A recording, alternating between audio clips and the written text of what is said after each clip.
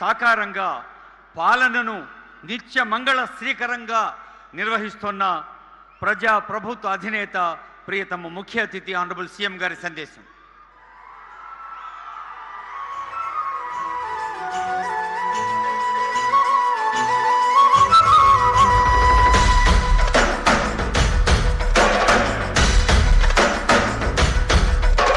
పాలమూరు జిల్లాల కొండరెడ్డిపల్లె కొండరెడ్డిపల్లెలో కొన్నదొక తల్లి పాలమూరు జిల్లాల కొండరెడ్డిపల్లె కొండరెడ్డిపల్లెలో కొన్నదొక తల్లి పాలల్లో పౌరుషం పోసినాదో పెద్ద పులిలాగా కాంగ్రించి లేసినాడే పోరు కథలన్నీ సిననాడు చెప్పినాదో పోరు మీద తన పోరును నడిపినాడే ధరణిపై నినదించి తప్పునే ఎదిరించి బెదిరించి నిలదీసినాడే రంగు రంగులు అద్దిన సేతితోని మూడు రంగుల చెండ ఎగరేసినాడే రేవంతన్న చూడే గర్వమెక్కిన గడికి గుండైనాడే. మిత్రులారా, మీ అభిమాన నాయకుడు మా సోదరుడు రేవూరి ప్రకాష్ రెడ్డి గారు ప్రజాపాలన ప్రగతి బాట కార్యక్రమాన్ని ఏర్పాటు చేసి ఈ కార్యక్రమంలో నాతో పాటు ముఖ్య అతిథులుగా వరంగల్ ఉమ్మడి జిల్లా ఇన్ఛార్జ్ మంత్రివర్యులు సోదరులు పొంగులేటి శ్రీనివాసరెడ్డి గారిని, మా సోదరీమణి మీ అభిమాన నాయకురాలు శ్రీమతి సీతక్క గారిని, అదేవిధంగా సహచర మంత్రివర్గ సభ్యులు మిత్రులు అడ్లూరు లక్ష్మణ్ గారిని, అదేవిధంగా శాసనమండలి సభ్యులు పిసిసి అధ్యక్షులు సోదరులు మహేష్ కుమార్ గౌడ్ గారిని, అదేవిధంగా స్థానిక పార్లమెంట్ సభ్యులు సోదరిమణి డాక్టర్ కావ్య గారిని, అదేవిధంగా మహబూబాబాద్ పార్లమెంట్ సభ్యులు మిత్రులు బలరాం నాయక్ గారిని, అదేవిధంగా మిత్రులు సోదరులు రాజ్యసభ సభ్యులు వేం నరేందర్ రెడ్డి గారిని, అదేవిధంగా పెద్దలు మాజీ మంత్రివర్యులు ఉప ముఖ్యమంత్రిగా పనిచేసిన అనుభవం ఉన్న శాసనసభ్యులు కడియం శ్రీహరి గారిని, అదేవిధంగా సోదరులు శాసనసభ్యులు దొంతి మాధవరెడ్డి గారిని, సోదరుడు శాసనసభ్యులు నాయని రాజేందర్ రెడ్డి గారిని, అదేవిధంగా శాసనసభ్యులు మిత్రులు నాగరాజ్ గారిని, శాసనసభ్యురాలు పాలకుర్తి యశస్విని రెడ్డి గారిని, అదేవిధంగా సోదరుడు మిత్రులు గండ్రా సత్యనారాయణరావు గారి శాసనసభ్యులని, అదేవిధంగా బస్వరాజ్ సారయ్య శాసనమండలి సభ్యులు శంకర్ నాయక్ గారిని, శాసనసభ్యులు డాక్టర్ మురళీ నాయక్ గారిని, డాక్టర్ విప్ రామచందర్ నాయక్ గారిని, అదేవిధంగా జిల్లా రాష్ట్ర మహిళా అధ్యక్షురాలు సోదరిమణి ఎర్రబల్లి స్వర్ణ గారిని, మాజీ మేయర్ గుండు సుధారాణి గారిని, సిరిసిల్ల రాజయ్య గారిని, మాజీ పార్లమెంట్ సభ్యులు సోదరులు కుసురుపాష గారిని, దయాసాగర్ రావు గారిని, వివిధ కార్పొరేషన్లకు సంబంధించిన చైర్మన్లు, ప్రజాప్రతినిధులు, పార్టీ ప్రతినిధులు, ప్రభుత్వ అధికారులు, వేలాదిగా తరలి వచ్చిన మా పరకాల శాసనసభ నియోజకవర్గం నుంచి వచ్చిన మా సోదర సోదరీమణులందరికీ కూడా మనస్ఫూర్తిగా అభినందనలు, కృతజ్ఞతలు. ఈనాడు పరకాల శాసనసభ నియోజకవర్గ పరిధిలో ప్రజాపాలన ప్రగతి బాట కార్యక్రమంలో వేలాది మంది మా ఆడబిడ్డల్ని పాల పిట్టల్లాగా ఇక్కడికి వచ్చిండ్రంటే మళ్ళోసారి వచ్చే ఎన్నికల్లో కూడా మా ప్రకాష్ అన్న అత్యధిక మెజారిటీతో ఇక్కడి నుంచి మీరు ఆశీర్వదిస్తారని చెప్పి నాకు సంపూర్ణమైన విశ్వాసం, నమ్మకం కలిగింది. ఈరోజు అనుభవం కలిగిన రేవూరి ప్రకాష్ రెడ్డి గారు ఈ ప్రాంత శాసనసభ్యుడిగా ఎన్నిక కావడం వల్ల మీ ప్రాంత సమస్యలు తెలిసిన వాడిగా ఈ ప్రాంతాన్ని అభివృద్ధి చేయాలన్న ఆలోచనతో పదే పదే సంబంధిత శాఖ మంత్రులతోనే కాదు ప్రత్యక్షంగా నన్ను ఎన్నోసార్లు వారు వస్తూ వారే రాకుండా మా పార్లమెంట్ సభ్యురాలు కావ్యమ్మని కడియం శ్రీహరి గారిని కూడా తోడు తీసుకొని వస్తుంటాడు నా మీద ఒత్తిడి చేయడానికి ఈ పరకాల శాసనసభ నియోజకవర్గాన్ని అభివృద్ధి చేయడానికి వారి ఆలోచన మేరకు వారి విజ్ఞప్తి మేరకు ఈనాడు 424 కోట్ల రూపాయలతోని పరకాల శాసనసభ నియోజకవర్గంలో వివిధ అభివృద్ధి కార్యక్రమాల ఏర్పాటును ఈ రోజు మనం ప్రారంభించుకోవడం జరిగింది. అదేవిధంగా వారి చెక్ డ్యాంల గురించి మినీ స్టేడియం గురించి ఇండోర్ స్టేడియం గురించి వివిధ అభివృద్ధి కార్యక్రమాలకు కూడా వారి విజ్ఞప్తి చేసిండ్రు. నేను ఇన్ఛార్జ్ మంత్రి శ్రీనివాసరెడ్డి గారికి సూచన చేసిన నివేదికలు తెప్పించి ఈనాడు ఆ అభివృద్ధి కార్యక్రమాలను కూడా మీకు మంజూరు చేయడం జరుగుతుంది అని చెప్పి నేను ఈ సందర్భంగా విజ్ఞప్తి చేస్తున్నా. మిత్రులారా, వరంగల్ జిల్లా ఈ ప్రాంతానికి ఒక గొప్ప చరిత్ర ఉన్నది, ఒక చైతన్యం ఉన్నది, పోరాట స్ఫూర్తి ఉన్నది. రాణి రుద్రమ నుంచి మొదలు పెడితే సమ్మక్క సారలమ్మ వరకు, అదేవిధంగా రుద్రదేవుడి నుంచి మొదలు పెడితే రామప్ప దేవాలయం, 1000 స్తంభాల గుడి ఈ ప్రాంతంలో అభివృద్ధికి, ఈ ప్రాంతంలో పోరాట పటిమకు ప్రతీకలు. అదేవిధంగా స్వతంత్రం వచ్చిన తర్వాత కూడా ఇక్కడున్న వాళ్ళను చూడండి, ఈ ప్రాంతం నుంచి ప్రాతినిధ్యం వహించిన వాళ్ళు ప్రొఫెసర్ జయశంకర్ గారు కావచ్చు, లేకపోతే దాశరథి గారు కావచ్చు, ఎంతోమంది ఈ ప్రాంతంలో ప్రజాప్రతినిధులుగా రాణించిన వాళ్ళే కాదు, ప్రజా జీవితంలో ప్రజల కోసం సర్వం ఒడ్డిన వాళ్ళ ప్రాంతం ఈ కాకతీయ సామ్రాజ్యం, ఈ ఓరుగల్లు కోట. ఈ ప్రాంతంలో ప్రజలకు చైతన్యం ఉన్నది, ప్రజలకు ఆలోచన ఉన్నది, ప్రజా సమస్యల కోసం పోరాడే శక్తి ఉన్నది. ఎప్పుడైతే ప్రజల చేత ఎన్నుకోబడ్డ ప్రజాప్రతినిధులు మేం ప్రభువులము, మేము మనుషుల కంటే అతీతులం, మేము దేవుళ్ళమని భావిస్తారో, దేవుళ్ళుగా భావించి ప్రజల మీద ఆధిపత్యం చెలాయించాలి, ఈ ప్రజల్ని అణిచివేయాల అనుకున్న ప్రతి సందర్భంలో ఈ వరంగల్ గడ్డ మీద చైతన్యంతో వాళ్ళను గోతి తీసి బొందబెట్టి ఒక చైతన్యాన్ని చూపించిన ప్రాంతం ఈ వరంగల్ ప్రాంతం. ఆనాడు విర్రవీగిన వాళ్ళు, అధికారంలో ఉన్నప్పుడు పోలీసుల చేత దాడులు చేయించిన వాళ్ళు, చివరికి భార్యాభర్తలు మాట్లాడుకుంటుంటే టెలిఫోన్ సంభాషణలు విన్న వాళ్ళు, ఇక ఎప్పటికే అధికారం మాదే, మమ్మల్ని ఓడించేవాడు లేడు అని విర్రవీగిన వాళ్ళను యశస్విని, ఒక చిన్న అమ్మాయి 50,000 ఓట్లతోని బండకేసి కొట్టింది. రాజకీయాలలో కొండ, కాకలు తీరిన బండ అన్నాడు, కానీ మీ ఆడబిడ్డ ఒక్క దెబ్బ కొడితే బండ పక్కన 2 ముక్కలైంది. ఇది ఈ ప్రాంతంలో ఉన్న చైతన్యం. ఈ గెలుపు నాదో యశస్వినిదో కాదు, ఈ గెలుపు మీది. మీలో ఉన్న చైతన్యం, మీలో ఉన్న భావ ఆవేశం ఈనాడు ఈ ప్రాంతంలో 12 సీట్లకు 10 సీట్లను గెలిపించి ఈరోజు ప్రజాపాలన ప్రభుత్వాన్ని ఏర్పాటు చేసింది. అదేవిధంగా ఈనాడు పదే భావమార్దులు శాసనసభ ఏర్పాటు చెయ్యి, కేసీఆర్ పాలనలో ఏం జరిగిందో, రేవంత్ రెడ్డి పాలన ఏం జరిగిందో చర్చిద్దామని వారు అంటున్నారు. అయ్యా, మీ భావమార్దుల కోరిక మేరకు సెప్టెంబర్ నెలలో శాసనసభ సమావేశాలను ఏర్పాటు చేస్తా, భావమార్దులతో పాటు మీ మామను కూడా తీసుకొని రావాలి సభకని నేను చెప్తున్నా. మాజీ ముఖ్యమంత్రిగా, కేంద్ర మంత్రిగా 40 సంవత్సరాల అనుభవం ఉన్న చంద్రశేఖరరావు గారు శాసనసభకు రావాలి. 10 సంవత్సరాలు వారి పరిపాలనలో వారు తీసుకున్న సంక్షేమ పథకాలు, తెలంగాణలో చేసిన అభివృద్ధి గురించి చర్చించాలని నేను అడుగుతున్నా. అదేవిధంగా 2 సంవత్సరాలలో మన ప్రభుత్వం, ప్రజాప్రభుత్వం తీసుకొచ్చిన సంక్షేమ పథకాలు, చేస్తున్న అభివృద్ధి కార్యక్రమాలతో పాటు వారు మనకు వారసత్వంగా అందించిన 8,11,000 కోట్ల రూపాయల అప్పుకు అసలు మిత్తిగా ప్రతి సంవత్సరం 75,000 కోట్ల రూపాయలు ఈరోజు మనం కడుతున్నాం. ఈ అప్పుల భారం మనం మోస్తున్నాం.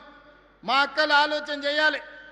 ఆనాడు తెలంగాణ రాష్ట్రం రాకముందు సంవత్సరానికి మన అసలు మిత్తి కలిపి 6,500 కోట్ల రూపాయల భారం ఉంటే తెలంగాణ రాష్ట్రం వచ్చిన తర్వాత చంద్రశేఖరరావు గారు నాకు ప్రభుత్వాన్ని అందించిన తర్వాత ప్రతి నెల 7,500 చొప్పున సంవత్సరానికి 75,000 కోట్ల రూపాయలు ఆయన చేసిన అప్పులకు తప్పులకు ఈరోజు నేను పాయమాలు గడుతున్నా. అనుభవం తక్కువైనా వయసు చిన్నదైనా మీకు మాట ఇచ్చిన మాట నిలబెట్టుకోవాలి.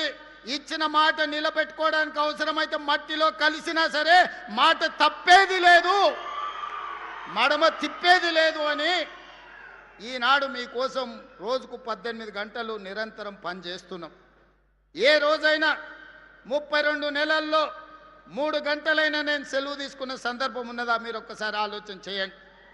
ఇవాళ 8,11,000 కోట్ల రూపాయల అప్పు, 1,00,000 కోట్లు పెట్టి కట్టిన కాళేశ్వరం కాస్త కూలిపోయి కూలేశ్వరం అయినా కృష్ణా గోదావరి నదుల్లో నీళ్లను తరలించి దేశంలోనే వరి ఉత్పత్తిలో మొదటి స్థానం సాధించి రైతులు పండించిన పంట ఒక్క వరి ధాన్యాన్ని కొనుక్కోవడానికే ఈ 30 నెలల్లో 90,000 కోట్ల రూపాయలు రైతులకు చెల్లించినాం. ఇది మన ప్రభుత్వం ఇందిరమ్మ పాలనలో రైతులను ఆదుకున్న మాట వాస్తవం కాదా? అదేవిధంగా ఆనాడు 1,00,000 రూపాయలు రుణమాఫీ అన్నాడు, 4 విడతలు అన్నాడు, అసలు మిత్తి నేనే కడతా అన్నాడు. చివరికి మన చేతిలో అప్పు నెత్తి మీద చిప్ప మిగిలిచ్చిపోయిండు. 2 సార్లు మోసగించిండు. 1,00,000 అని ఒక్క రూపాయి కూడా ఈరోజు అప్పులు తీరువలే, ఇచ్చినాయని మిత్తికే సరిపోయినాయి. కానీ నేను ఎన్నికలప్పుడు మీకు మాట ఇచ్చిన 2 లక్షల రూపాయల వరకు రైతుకు రుణమాఫీ చేస్తా అని మొదటి సంవత్సరంలోనే 25 లక్షల మంది రైతాంగ కుటుంబాలకు 20,617 కోట్ల రూపాయలు మీ ఖాతాలలో వేసి దేశంలోనే రైతు రుణ విముక్తి కలిగిన రాష్ట్రంగా తెలంగాణ రాష్ట్రాన్ని నెంబర్ 1గా నిలబెట్టడం జరిగింది. ఇదే కాదు, ఆనాడు రైతు భరోసా పథకంలో ఎకరకు 10,000 ఆయన ఇస్తే దాన్ని పెంచి ఈనాడు ఎకరకు 12,000 సంవత్సరం చొప్పున 32 నెలల మన ప్రభుత్వంలో 36,000 కోట్ల రూపాయలు రైతు భరోసా నిధులు రైతుల ఖాతాలో వేసి ఇది రైతు రాజ్యమని ఈరోజు దేశానికే చాటి చెప్పినాం. 9 రోజుల్లో 9,000 కోట్ల రూపాయలు రైతుల ఖాతాలో వేసిన చరిత్ర దేశ చరిత్రలోనే లేదు. ఉచిత కరెంటు కోసం కాంగ్రెస్ వస్తే కరెంటు ఉండదు, కాంగ్రెస్ వస్తే రైతులు ఆత్మహత్యలు చేసుకుంటారని చెప్తే కాంగ్రెస్ వచ్చిన 32 నెలల్లో వ్యవసాయానికి ఉచితంగా ఇచ్చే విద్యుత్కు 30,000 కోట్ల రూపాయలు ఈరోజు రైతుల ఉచిత విద్యుత్ కోసం రాష్ట్ర ప్రభుత్వం భారం మోసింది. మొత్తంగా రైతుల కోసం 1,70,000 కోట్లు ఈ 30 నెలల ప్రభుత్వంలో రైతుల కోసం ఖర్చు పెట్టినాం. వ్యవసాయం దండుగ నుంచి వ్యవసాయాన్ని పండుగగా మార్చి రైతును రాజును చేస్తామని చెప్పినాం. ఈనాడు రైతు సంతోషంగా మన రాష్ట్ర ప్రభుత్వంలో ఉన్నాడు. ఆనాడు ఆయన ఏమన్నాడు? వరి వేసుకుంటే ఉరి వేసుకున్నట్టే అన్నాడు. నేనన్నా వరి వేసుకోండి, చివరి గింజ వరకు కొంటాను, 500 రూపాయల బోనస్ ఇస్తా అని చెప్పిన. ఇవాళ సన్న ఒట్లు పండించిన ప్రతి రైతుకు 500 రూపాయల బోనస్ ఇస్తున్నా.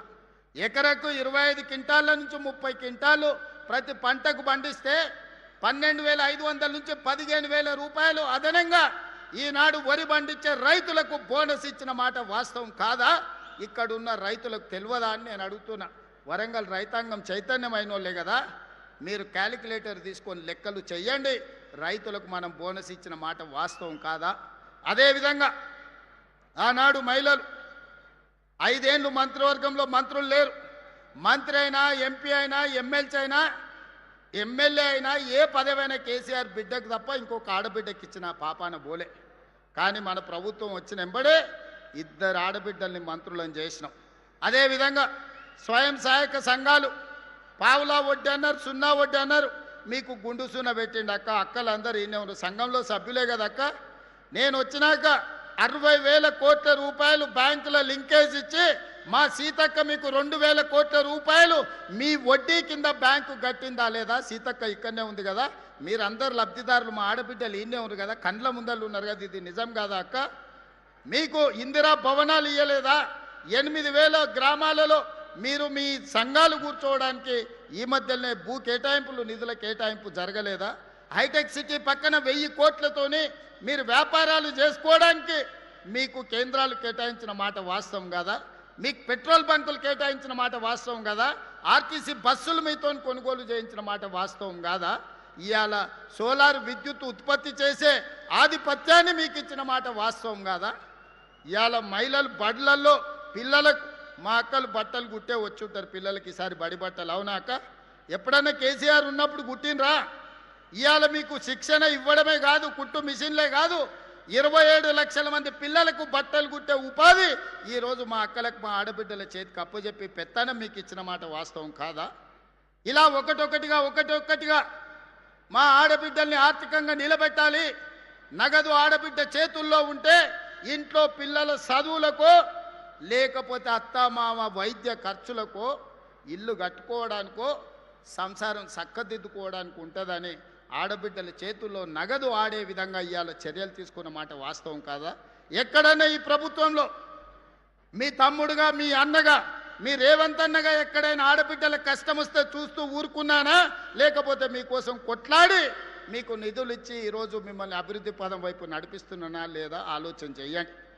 ఇవాళ రక్త సంబంధం లేకపోయినా నా ఇంటి ఆడపడుచుగా సీతక్కకు అన్ని రకాలుగా అండగా నిలబడ్డ వాస్తవం కాదా?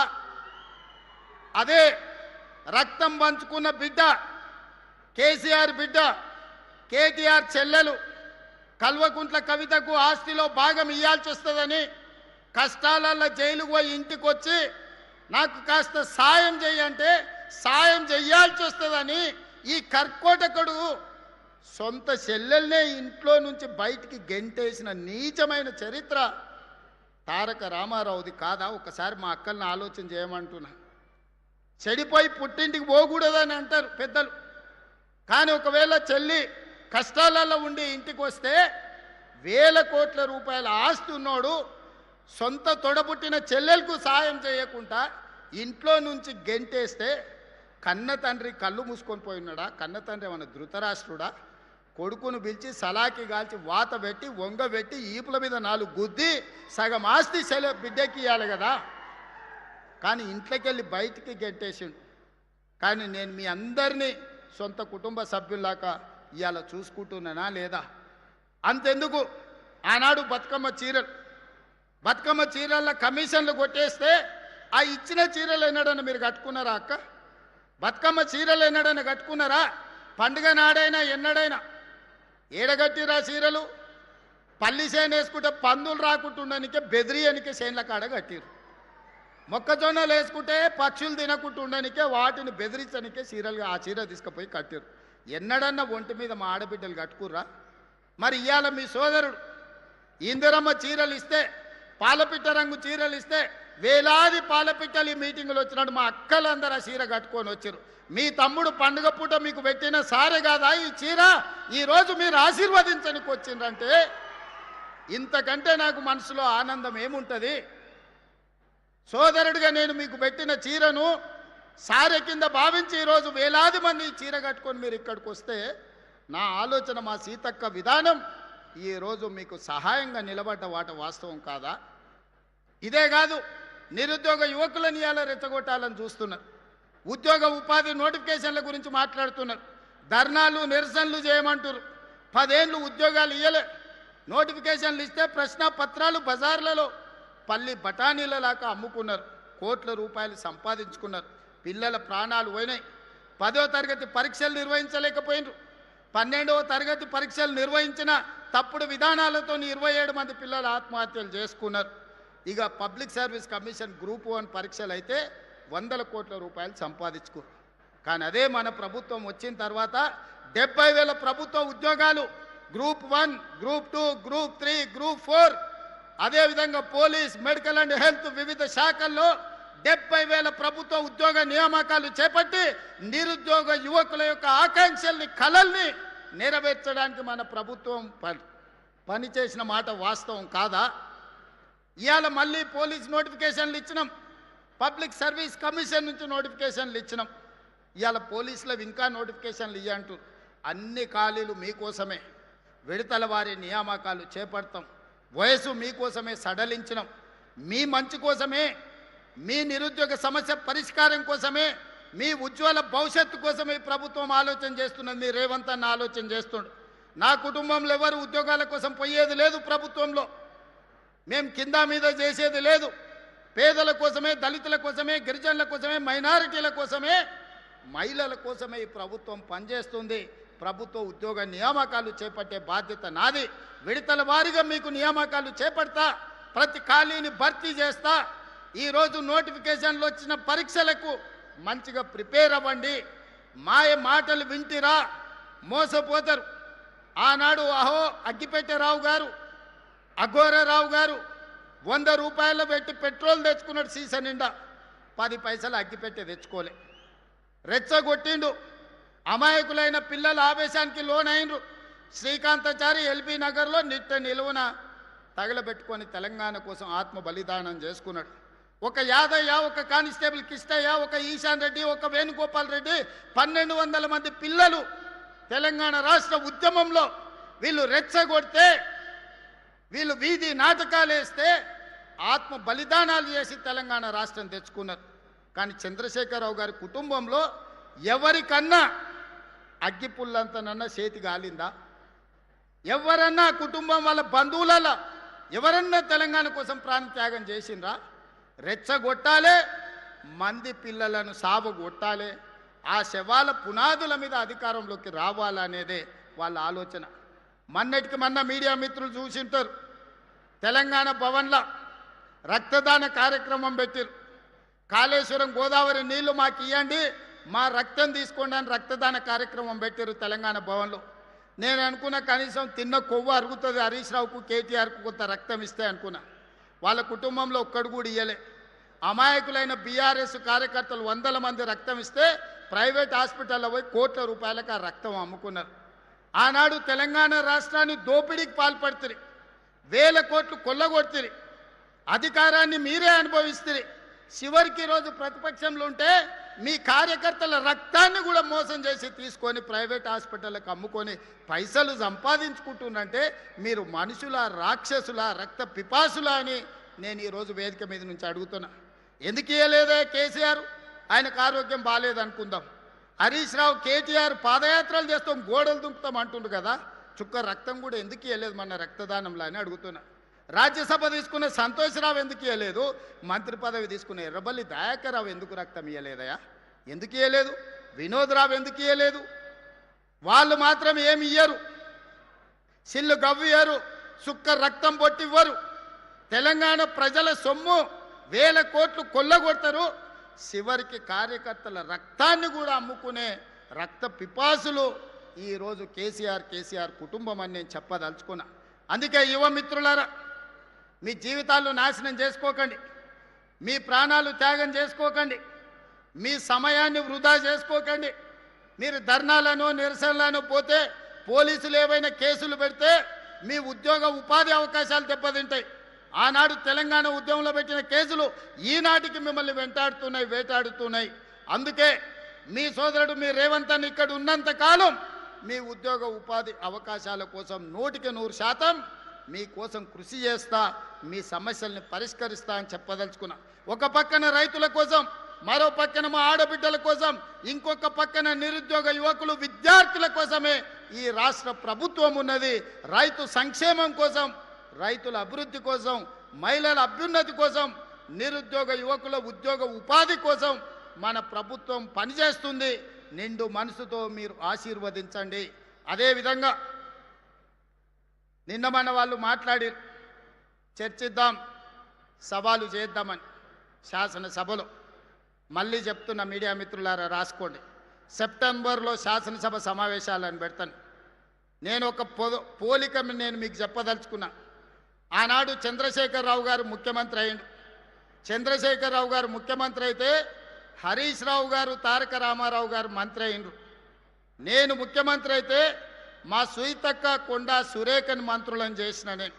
ఆనాడు చంద్రశేఖరరావు ముఖ్యమంత్రి అయితే ఆయన ఎర్రబల్లి దయాకర్రావుని మంత్రిని చేసిండు. నేను ముఖ్యమంత్రి అయితే మా అడ్లూరు లక్ష్మణ్ని నేను మంత్రిని చేసిన. ఆనాడు చంద్రశేఖరరావు గారు ముఖ్యమంత్రి అయితే ఆయన బిడ్డను ఎంపీ చేసుకున్నాడు, ఓడిపోతే ఎమ్మెల్సీ చేసుకున్నాడు.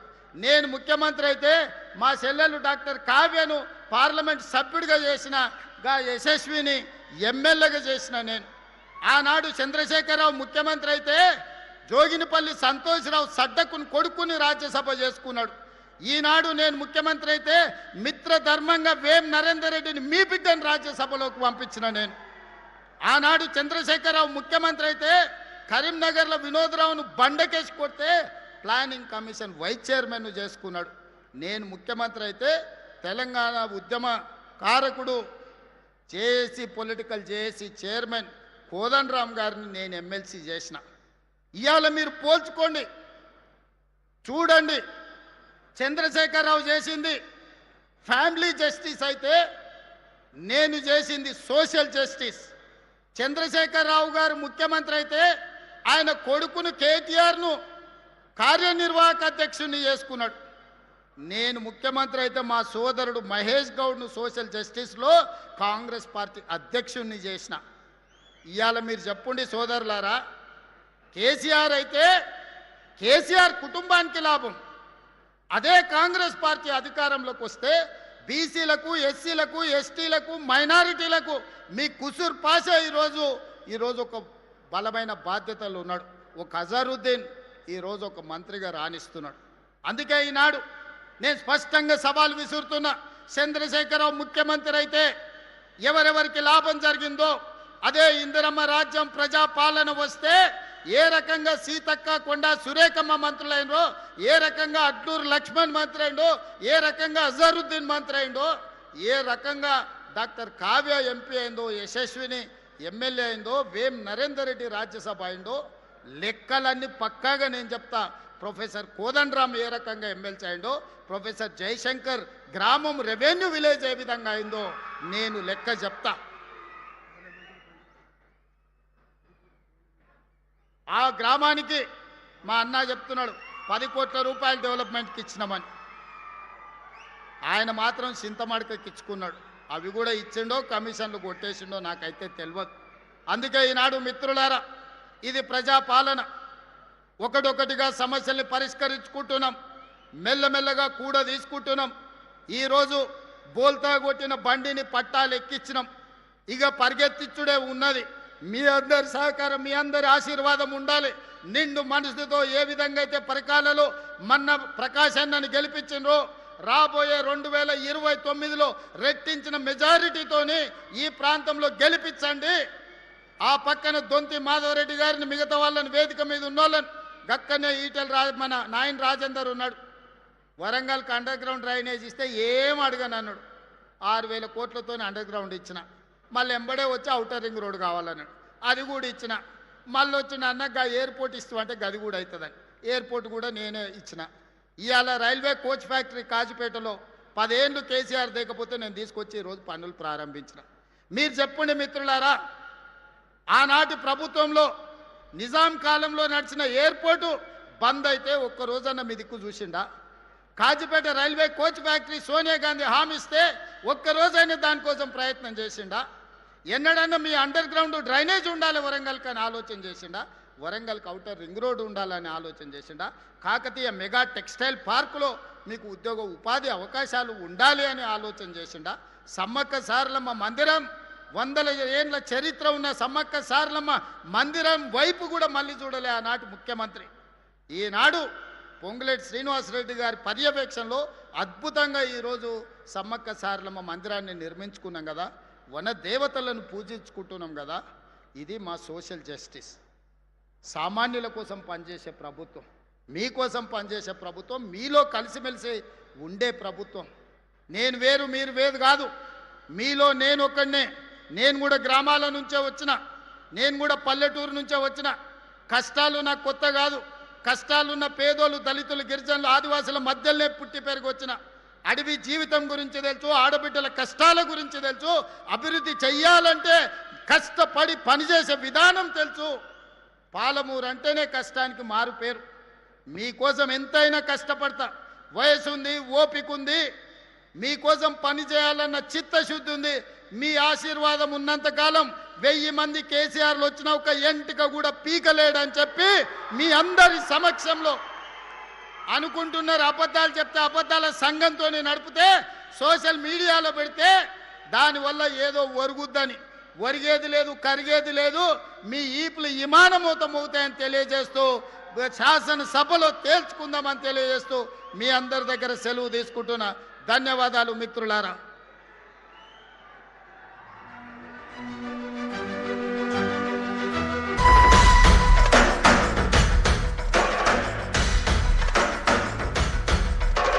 పాలమూరు జిల్లాల కొండరెడ్డిపల్లె, కొండరెడ్డిపల్లె, కొండరెడ్డిపల్లెలో కొన్నదొక తల్లి, కొన్నదొక తల్లి.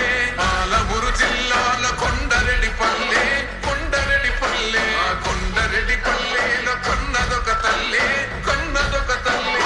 పాలల్ల పౌరుషం పోసినాదో, పెద్ద పులిలాగా ఖాండ్రించి లేసినాడే. పోరు కథలన్నీ సిననాడు చెప్పినాదో, పోరు మీద తన పోరును నడిపినాడే. ధరణిపై నినదించి తప్పునే ఎదిరించి, వదిరించి బెదిరించి నిలదీసినాడే. రంగు రంగులు అద్దిన సేతితోనే, ఆ సేతితోనే 3 రంగుల జెండా ఎగరేసినాడే. రేవంతన్న చూడే గర్వమెక్కిన గడికి గుండైనాడే, దండైనాడే. గర్వపడేలా గడ్డ పాలిస్తూ ఉండే రేవంతన్న చూడే.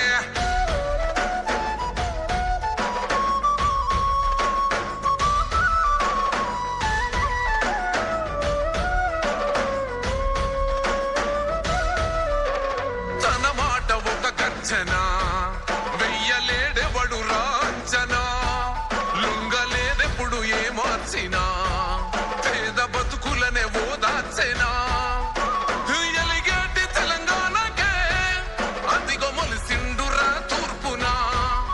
ఈ సీకటైన బతుకులో వెలుగు తెచ్చిండురా మార్పునా.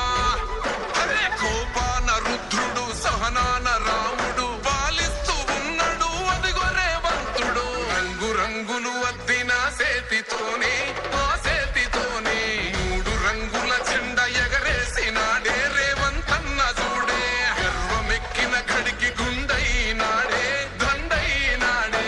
గర్వపడేలా గడ్డ పాలిస్తూ ఉండే రేవంతన్న చూడే.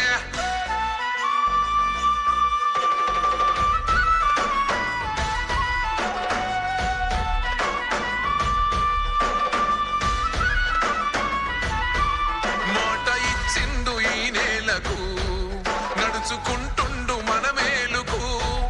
మరిచిపోయిండు కంటి కొనుకు, మారా